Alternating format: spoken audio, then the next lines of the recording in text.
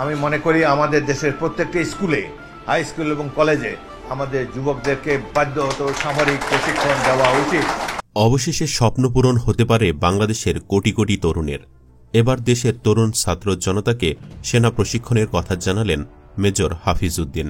সাম্প্রতিক সময়ে বাংলাদেশের সাথে ভারতের বাড়াবাড়ি রকমের আচরণে ক্ষুব্ধ হয়ে অনেকেই দেশের গোটা তরুণ সমাজকে সামরিক প্রশিক্ষণের আহ্বান জানিয়েছেন। তাতে সরাসরি সেনাপ্রধান সাড়া না দিলেও সাড়া দিলেন একজন সাবেক মেজর ও বীর মুক্তিযোদ্ধা।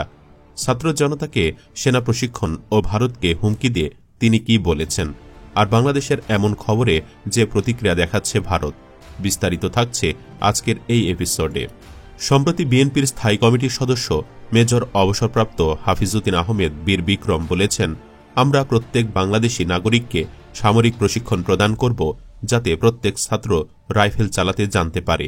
আমরা তাদের জন্য সামান্য ফিল্ড ক্রাফট মিলিটারি ট্রেনিং দিব, যাতে কেউ আমাদের দিকে রক্তচক্ষু দিয়ে তাকাতে না পারে। আমরা যুদ্ধ করে জয়ী হয়েছি এবং চিরকাল জয়ী থাকবে বাংলাদেশ। মেজর হাফিজের এমন বক্তব্য শুনেই ভয়ে কাঁপুনি শুরু করে দিয়েছে দাদাবাবুরা।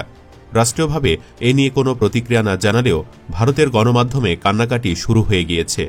সম্প্রতি রাজধানীর জাতীয় প্রেসক্লাবের আব্দুস সালাম হলে বাংলাদেশ জাতীয়তাবাদী মুক্তিযোদ্ধা দলের আয়োজিত পতিত স্বৈরাচার শেখ হাসিনার পৃষ্ঠপোষক ভারত সরকার ও তাদের গণমাধ্যমের অবিরাম মিথ্যা প্রচারণা এবং ষড়যন্ত্রের প্রতিবাদ শীর্ষক একটি আলোচনা সভা অনুষ্ঠিত হয়। সেখানে বিএনপির স্থায়ী কমিটির সদস্য মেজর অবসরপ্রাপ্ত হাফিজউদ্দিন আহমেদ বীর বিক্রম জানান, জাতির বিরুদ্ধে আগ্রাসন চালানোর ক্ষেত্রে ভারতকে দুবার ভাবতে হবে। যে কোনো শক্তিশালী দেশই আমাদের দখলে আনতে পারবে না। জুলাই আগস্ট বিপ্লবের ফলস্বরূপ আমরা নতুন এক বাংলাদেশ পেয়েছি এবং আমরা একটি নতুন বাংলাদেশ তৈরি করব, যেখানে বৈষম্য হবে না এবং স্বাধীনতার সার্বভৌমত্ব নিয়ে কেউ প্রশ্ন তুলতে পারবে না। এছাড়া ভারতীয় দালালদের এখানে কোনো স্থান হবে না। এখন আর কথার সময় নয়, এখন কাজের সময়। তিনি আরও বলেন, মুক্তিযুদ্ধের সময় ভারত আমাদের বন্ধু ছিল, কিন্তু তারা কখন বন্ধু আর কখন শত্রু তা বুঝতে হলে আমাদের আরও কয়েকশো বছর বাঁচতে হবে। তারা এখন শেখ হাসিনাকে আস্থা দেন এবং যারা তাদের স্বার্থ হাসিল করে তাদেরকে তারা আশ্রয় দেয়। ভারত শেখ হাসিনার চোখ দিয়ে বাংলাদেশকে দেখছে। এই দৃষ্টিভঙ্গি পরিবর্তন না হওয়া পর্যন্ত ভারতের সঙ্গে বাংলাদেশের সুসম্পর্ক থাকবে না। সেনাবাহিনীর সাবেক এই মেজরের কথা গোটা বাংলাদেশের মানুষই খুবই পছন্দ করেছেন। প্রায় সকলেই উনার সাথে একমত যে বাংলার তরুণদের সেনা প্রশিক্ষণ দিতে হবে, আর এটা আমাদের দেশ রক্ষার জন্য কারো ওপর অকারণে হামলা করার জন্য নয়। তবে ভারতীয় গণমাধ্যম এ নিয়েও গুজব ছড়ানো শুরু করে দিয়েছে। দেশটির নানা পোর্টালে খবরটিকে অতি রঞ্জিত করে তুলে ধরছে। এ যেমন এপিবি আনন্দ নামের একটি পোর্টালে লেখা হয়েছে, তীব্র ভারত ঘৃণা, ভয়ঙ্কর অপমান, একের পর এক হুমকি, কলকাতা দখল করার আজব দাবি, বাংলা বিহার ওড়িশা থেকে উত্তর পূর্ব ভারত পর্যন্ত সীমানা বিস্তারের ডাক।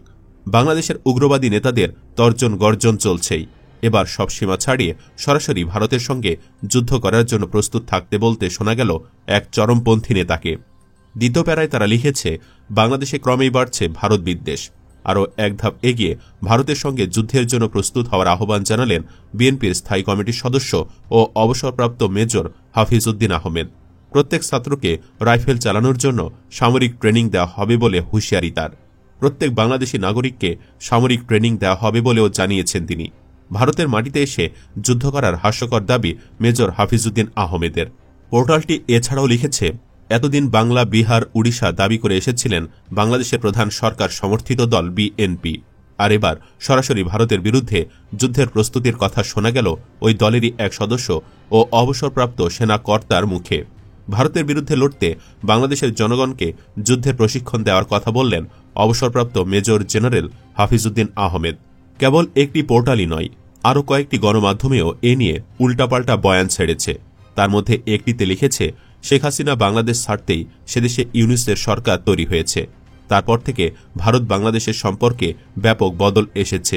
কখনো ভারতের জাতীয় পতাকার অবমাননা, কখনো কলকাতা দখলের হুঁশিয়ারি, কখনো সেভেন সিস্টার্স দখলের হুমকি এসেছে সে দেশ থেকে। তারা আরও লিখেছে, বাংলাদেশের একের পর এক কট্টরপন্থী নেতাদের মন্তব্যেও তোলপাড় গোটা বিশ্ব। ওপার বাংলার দিকে উঠছে ভারত বিরোধী স্লোগান। কদিন আগেই সোশ্যাল মাধ্যমে ভাইরাল হয় একটি ভিডিও, যাতে নিজেকে পাকিস্তানের কট্টরপন্থী নেতা হিসেবে দাবি করে এক ব্যক্তি ভারতকে হুঁশিয়ারি দিয়ে বলেছিলেন, বাংলাদেশের দিকে চোখ তুলে দেখলে চোখ উপড়ে নেব, হাত তুললে হাত ভেঙে দেব। ভারতীয়রা বলছে, তার পরপরই ভারতীয়দের লাথি মেরে বাংলাদেশ ছাড়া করার হুমকি দেন সেদেশের গণ অধিকার পরিষদের যুগ্ম সচিব তারেক রহমান। ফের একবার বিতর্কিত মন্তব্য শোনা গেল বিএনপি নেতার মুখে। দেশের প্রতিটি মানুষের জন্য তার নিদান, প্রত্যেক বাংলাদেশী নাগরিককে সামরিক প্রশিক্ষণ দিয়ে যুদ্ধের জন্য প্রস্তুত করা হবে, প্রত্যেক ছাত্রকে রাইফেল চালানো শিখতে হবে।